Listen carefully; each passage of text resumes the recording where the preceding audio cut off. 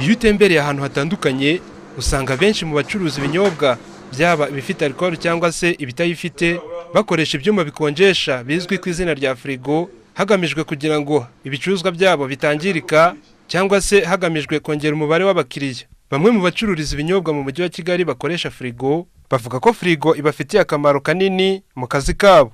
Gusa usanga benshi batazi igipimo nyacyo bashobora kugenderaho. Frigo ifite akamaro katari gatoya kuko frigo ibika ibintu kugira ngo bitononekara.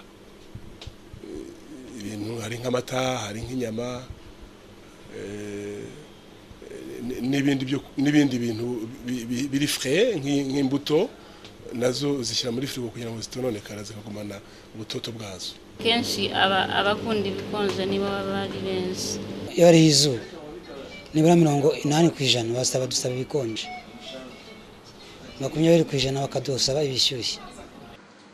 Nubwo ibinyobwa byakonjeshejwe bikundwa n'abantu batari bake, usanga bigira ingaruka mbi kuri bamwe mu babikoresha zirimo indwara zo mu muhogo no mu mazuru. Dr Mugabo Rajab ni umuganga w'inzobere mu kuvura indwara zo mu matwi, mu mazuru no mu muhogo ku bitaro byitiriwe Umwami Faisal.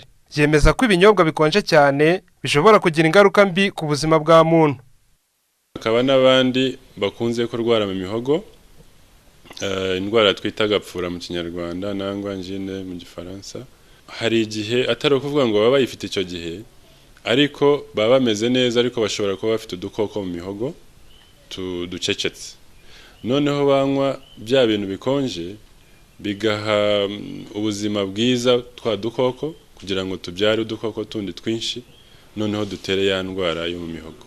Dr Mugabo Rajab kandi arahabakoresha ibinyobwa bikonje inama gukurikiza igipimo cy'ubukonje cyangwa se bagakoresha ibitageze muri frigo. Ubundi mu by'ukuri iyo tuvuze ibintu bitagiye muri frigo tuba tuvuga degree Celsius 25.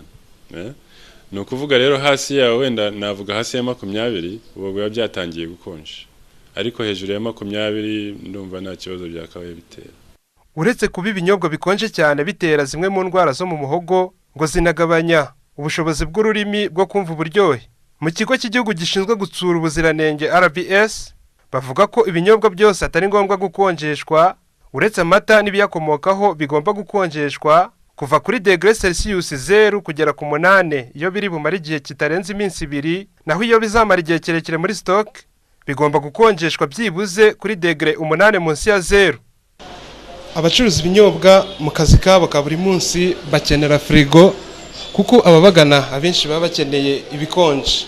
Gusa ariko nanone ni byiza ko bita ku gipimo cy'ubukonje bukenewe kugira ngo ibinyobwa ntibibe byagera ingaruka ku buzima bwa muntu. Dona Iyamuremye, RBA, i Kigali.